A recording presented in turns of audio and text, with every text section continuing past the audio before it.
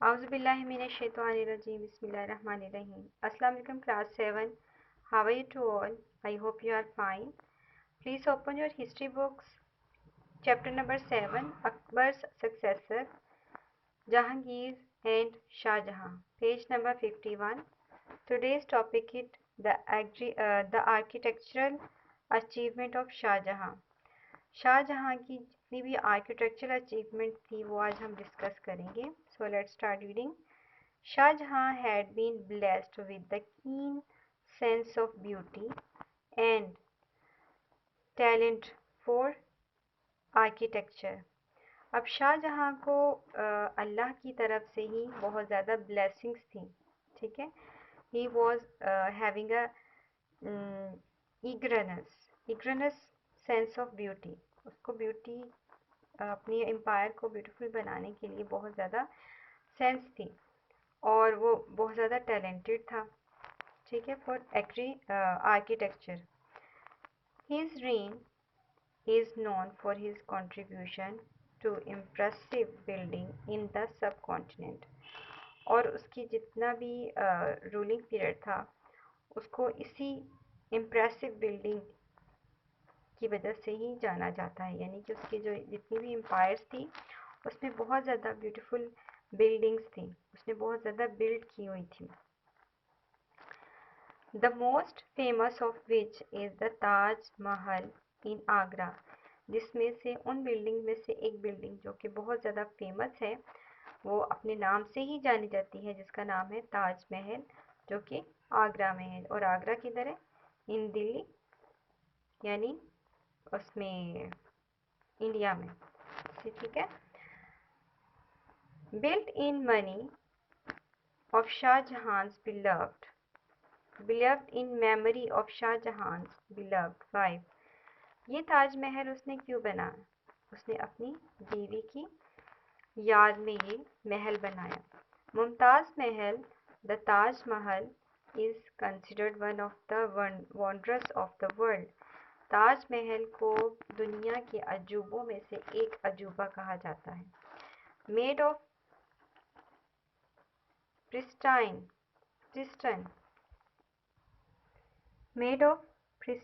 pristine means pure white marble and inlaid means surface of flush. यहाँ आप कह सकते हैं उसका जो फर्श था उसका जो सरफेस था उसको इनलेड कहा जाता है विद सेमी प्रीशियस स्टोन्स.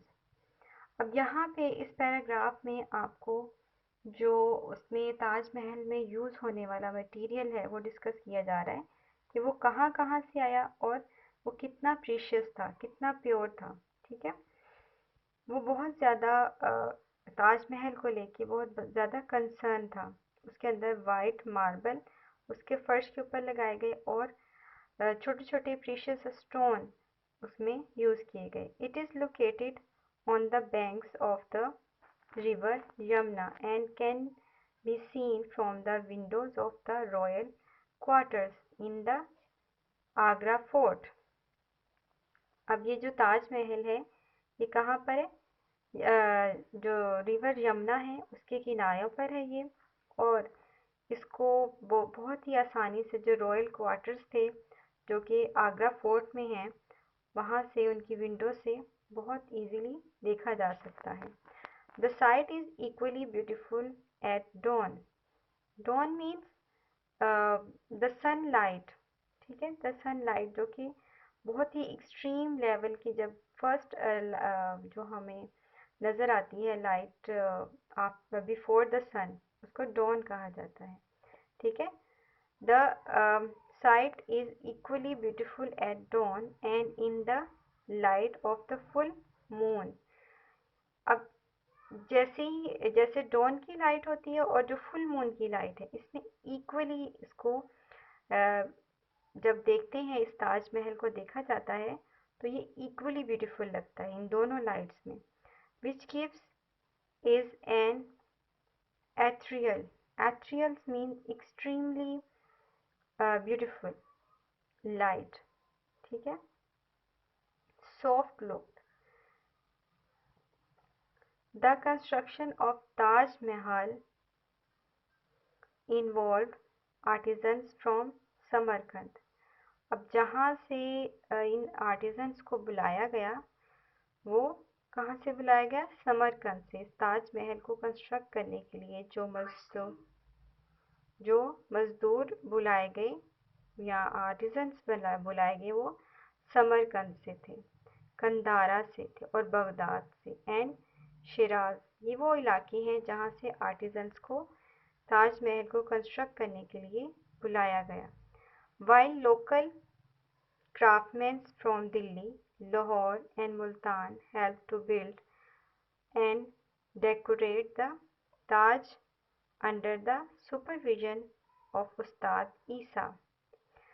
इसके साथ साथ ये तो आर्टिजन्स थे जो कि समरकंद, कंधारा और बगदाद और शिराज से मंगवाए गए थे। इसके साथ साथ जो लोकल क्राफ्टमैन थे वो दिल्ली, लाहौर और मुल्तान से भी बुलाए गए, जो कि ताजमहल को बिल्ड करने में उन्होंने हेल्प की। और ये सब किसके अंडर सुपरविजन हुआ?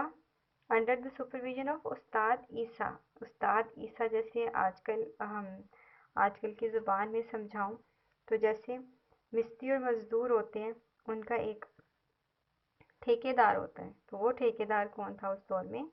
उस्ताद ईसा। So this is today's topic about the architectural achievement of Shah Jahan. I hope you have understood all the facts and figures about the Taj Mahal and architectural achievement of Shah Jahan. Read it yourself carefully and underline the important lines. Allah Hafiz. Have a good day.